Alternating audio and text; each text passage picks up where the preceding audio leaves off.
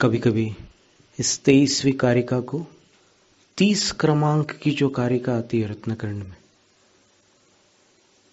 उसके साथ भी संबद्ध किया जाता है, अर्थात इसका संबंध उसके साथ जोड़ा जाता है। और वहां पर जो लिखा हुआ है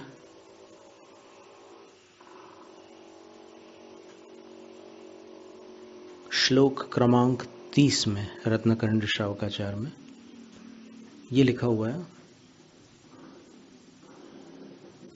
भयाशा स्नेह लोभाच्च कुदेवागम लिंगिनाम प्रणाम विनयंचैव न कुर्युः शुद्ध दृष्टयः।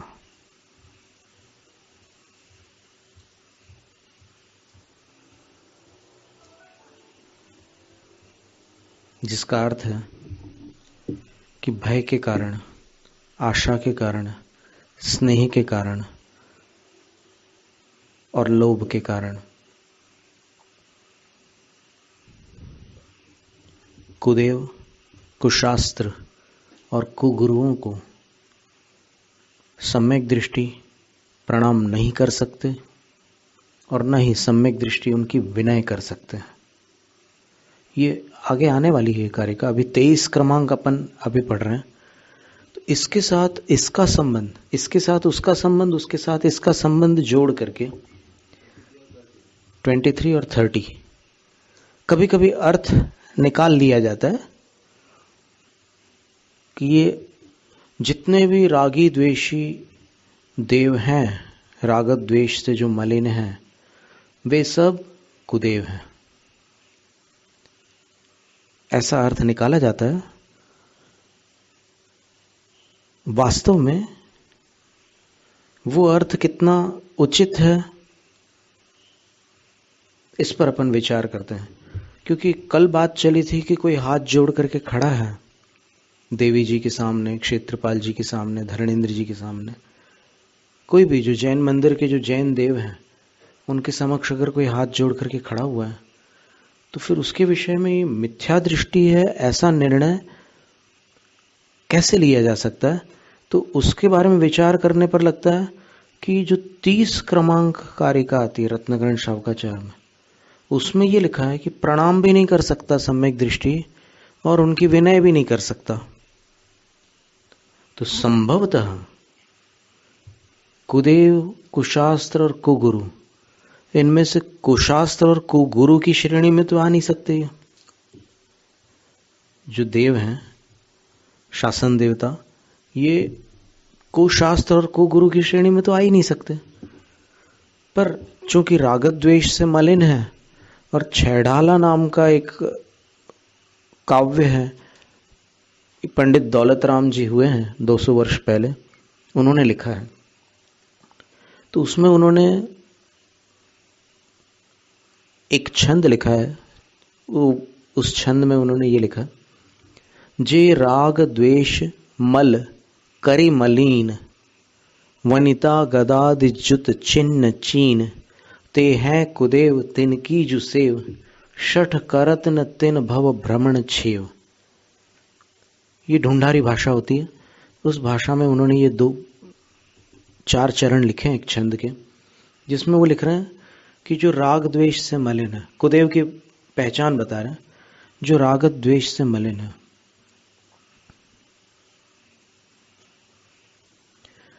और वनिता गदादि, यानी जिनके पास स्त्रियां हैं और गदा आदि अस्त्र शस्त्र हैं, उन चिन्हों से पहचान में आते हैं वो, ते हैं कुदेव, वे कुदेव हैं।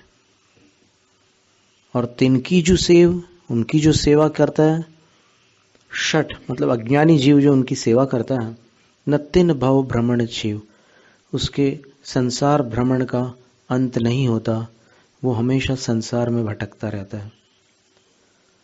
तो इन चिन्हों के माध्यम से अपन देखते हैं, तो फिर यक्ष देवों के पास भी देवियां रहती है, उनके पास भी अस्त्र शस्त्र रहते हैं और उनके अंदर भी वीतरागता न होने के कारण राग रहता है।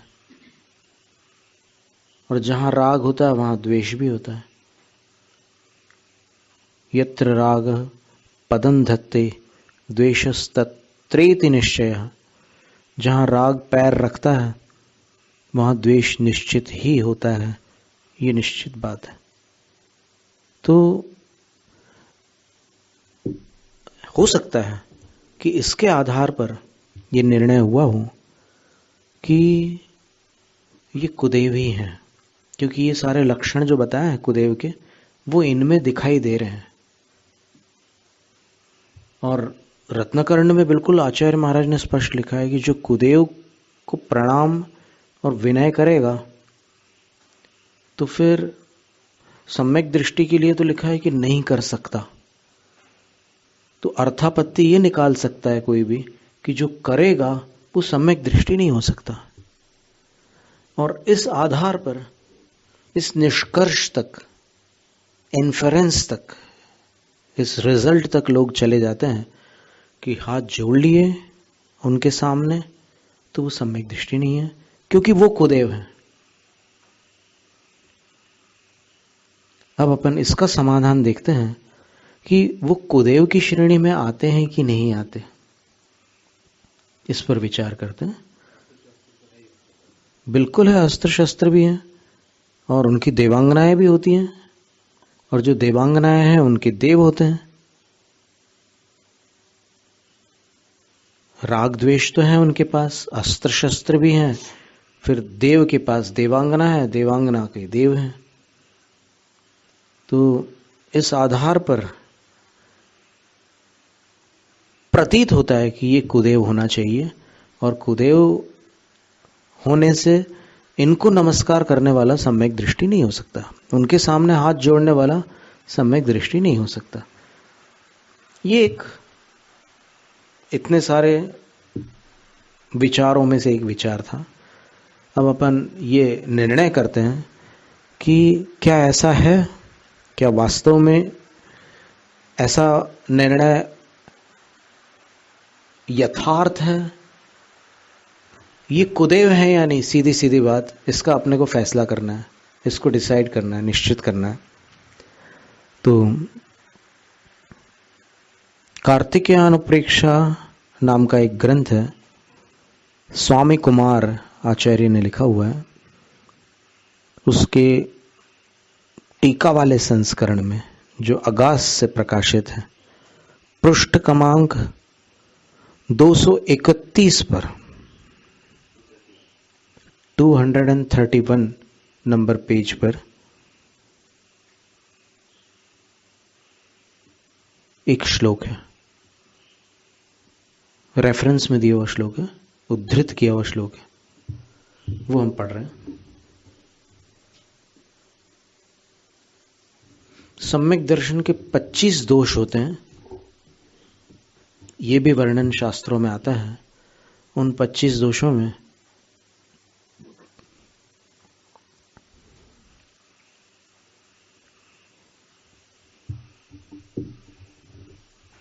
कौन से दोष होते हैं वो अपन देख रहे हैं, और फिर कुदेव वगैरह का वर्णन भी देख लेते हैं।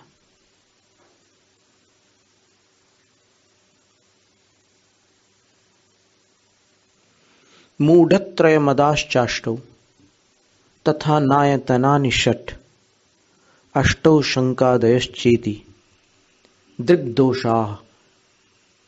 दृग्दोषाः पंचविंशति। सम्यक दर्शन के 25 दोष हैं। कौन से? तो मूढ़त्रयम, 3 प्रकार के मूढ़ सम्यक के दोष। मदाश्चाष्टौ, 8 मद, 8 प्रकार के अभिमान, वो भी सम्यक दर्शन के दोष हैं। और षट अनायतनानि, 6 अनायतन भी सम्यक के दोष है। अनायतन का अर्थ मिथ्यात्व के स्थान है, और आयतन का अर्थ सम्यक्त्व के स्थान है।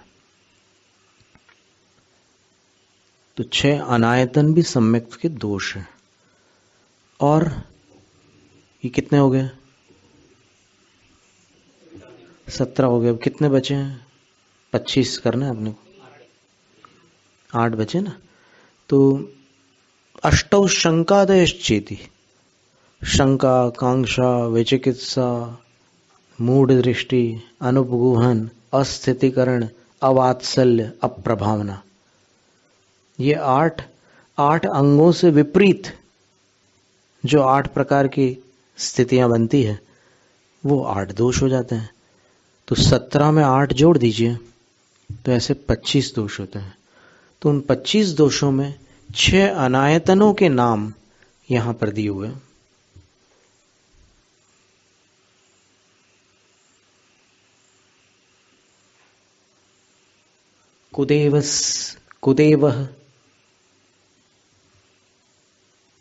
कुदेवस्तस्य भक्तश्च, कुज्ज्ञानं तस्य पाठकः, कुलिंगी सेवकस्तस्य, लोके नायतनानि षट्।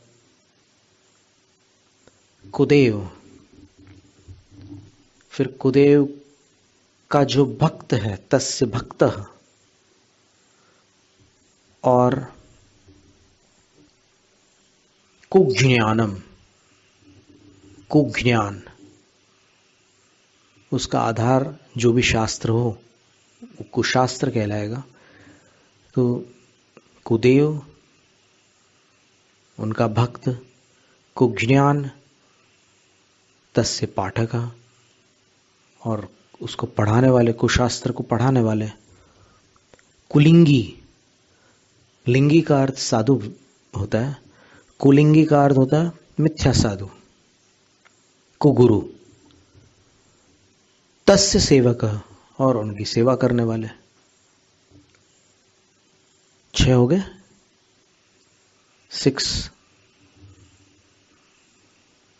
कुदेव, उनके भक्त, कुशास्त्र, उनको पढ़ाने वाले शिक्षक, फिर कुलिंगी अर्थात कुगुरु, उनके सेवक। ये लोक में 6 अनायतन है। अनायतन का अर्थ मिथ्यात्व के स्थान है। तो अब विचार करिए कि सम्यक के स्थान कौन से हो सकते हैं। जब 6 मिथ्यात्व के स्थान हैं तो फिर इनसे जो विपरीत होंगे वो 6 सम्यक के स्थान होंगे। एकदम सीधा हिसाब है ना।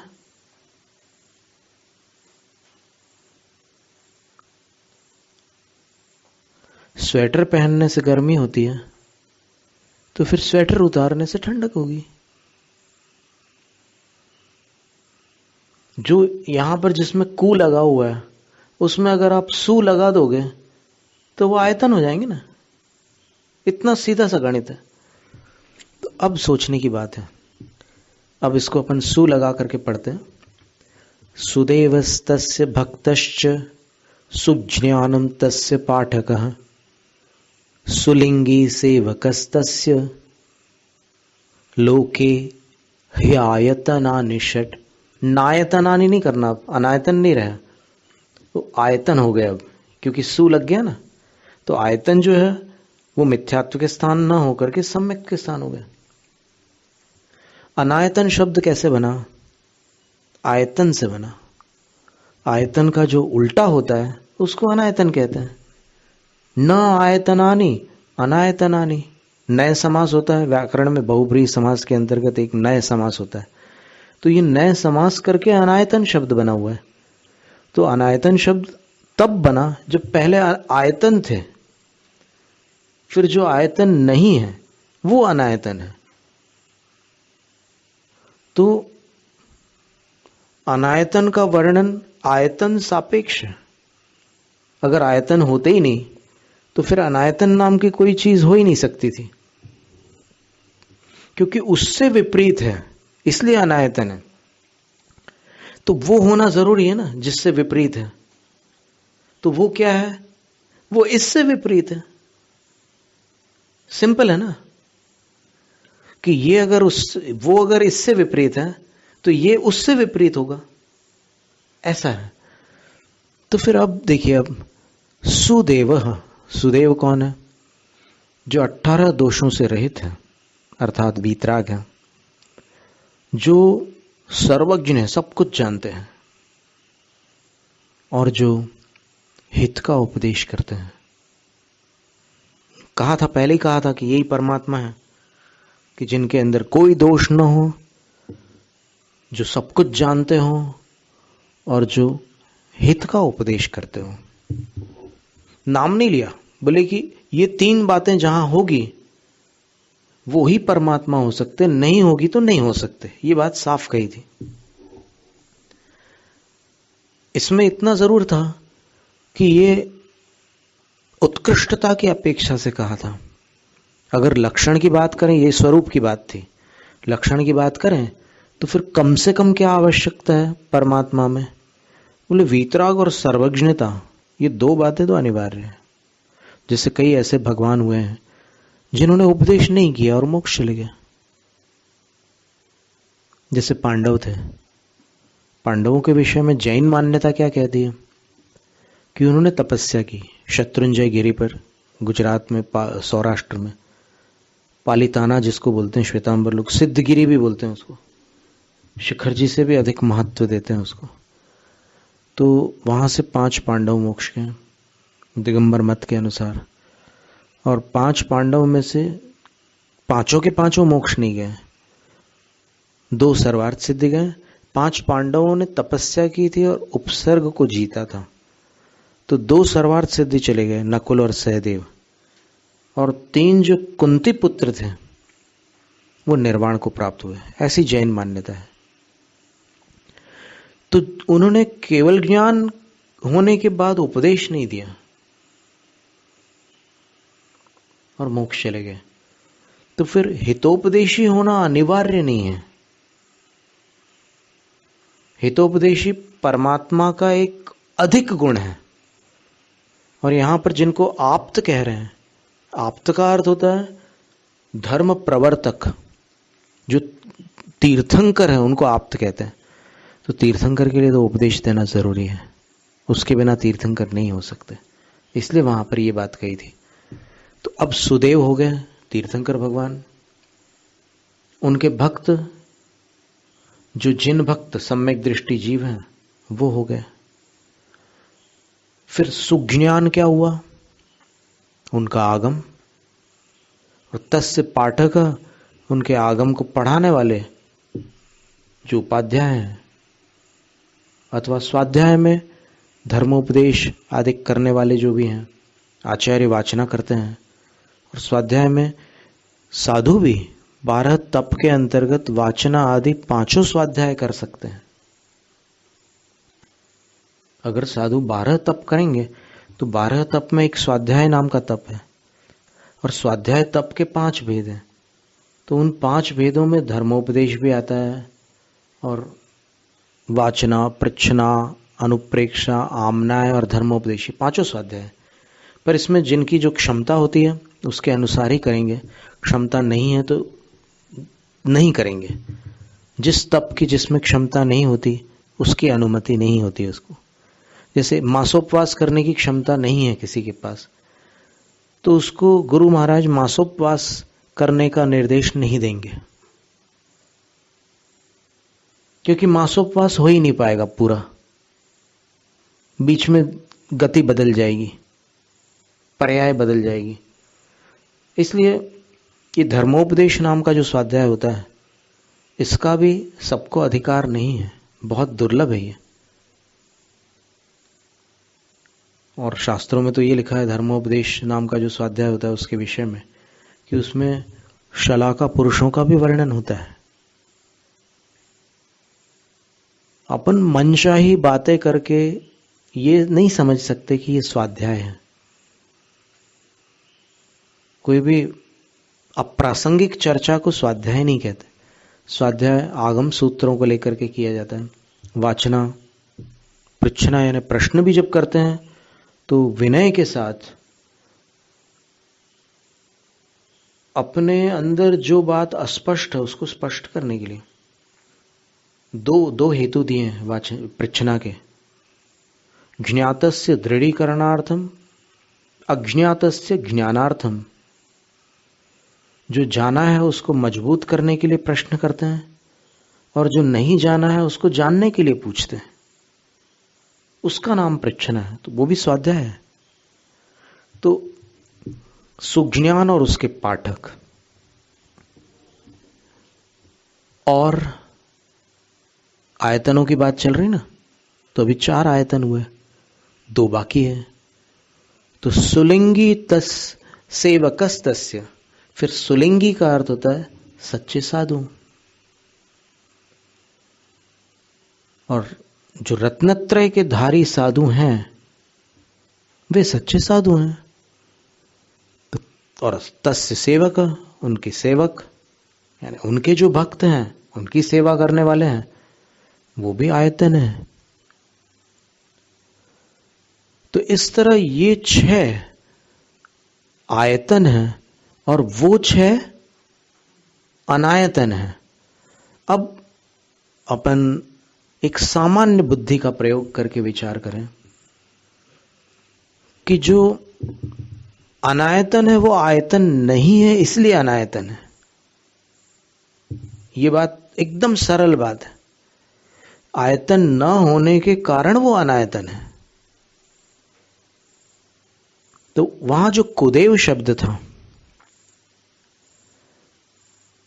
अगर अपन ये मान लें कि जिनेंद्र भगवान की सेवा में जो देव हैं, जो उनके भक्त हैं, वो चूंकि रागत द्वेष से मलिन है, उनके पास हथियार है, उनके पास उनका परिवार है, तो फिर वो कुदेव है, ऐसा अगर अपन निर्णय करते हैं तो समस्या ये आती है कि 6 आयतनों में जिनेंद्र भगवान और उनके भक्त दोनों को ग्रहण किया है, और आयतन अनायतन नहीं है, अनायतन आयतन नहीं है। इसलिए उनके भक्त यदि देवगति में है तो देवगति में होने मात्र से, रागी द्वेषी होने मात्र से और हथियार युक्त आयुध युक्त होने मात्र से उनको कुदेव कहना इसलिए संभव नहीं है क्योंकि आयतन अनायतन नहीं हो सकता। तो जिनेंद्र भगवान के भक्त होने से आयतन है,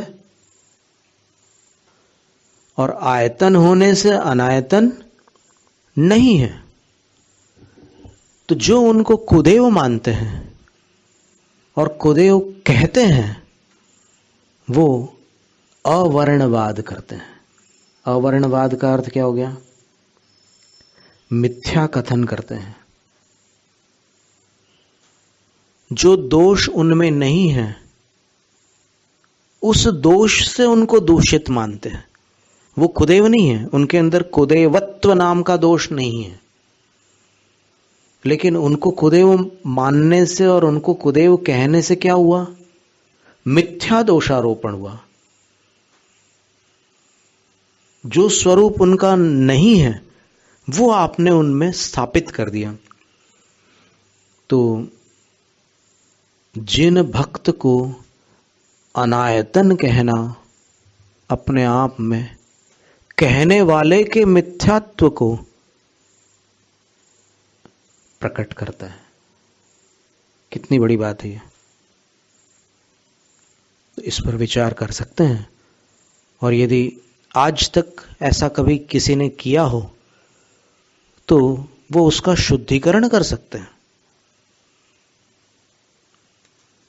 मृत्यु से पहले अपनी जानकारी में जितने दोष हैं अपने, उनका शुद्धिकरण कर लेना विवेकी जीव का कर्तव्य है। उसके लिए कल्याणकारी प्रवृत्ति होगी वो। तो यदि किसी ने इनको कुदेव माना हो या कुदेव कहा हो, तो फिर वो अपने हित के लिए उसका शुद्धिकरण कर ले। क्योंकि आज ये आयतन और अनायतन के श्लोक आपके सामने थे, बल्कि श्लोक तो अनायतन का ही था, लेकिन चूंकि इतना सरल विषय था वो कि अनायतन का अर्थ आयतन से विपरीत है, तो फिर ये अनुमान आसानी से लगाया जा सकता है कि आयतन क्या होगा या क्या होंगे। तो इसलिए अगर किसी ने यह निर्णय किया हो कि उनके सामने हाथ जोड़ने वाला कुदेव के सामने हाथ जोड़ रहा है इसलिए मिथ्या दृष्टि है, तो फिर उसको अपनी भ्रांति का निवारण पहले करना आवश्यक है। वो मिथ्या दृष्टि है या नहीं है ये भूल जाओ, पहले अपने अंदर झांक करके देखो मैं सम्यक दृष्टि हूं या नहीं।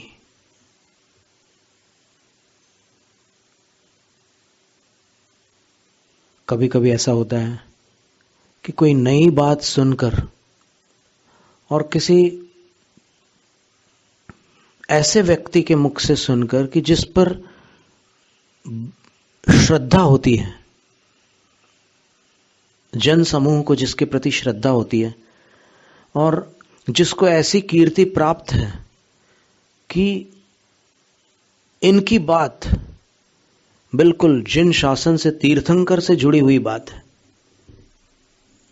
ऐसी कीर्ति जिनको प्राप्त है, तो उनकी बातों को सुनकर कभी ऐसी स्थिति बन सकती है कि मान लो वो चूक गए बोलने में और उनने कोई ऐसा निष्कर्ष सुना दिया आपको और आपने उसको मान लिया, तो फिर उनको तो हानि हो ही रही है, उनके निमित्त से उनके मानने वालों को भी वही हानि होगी।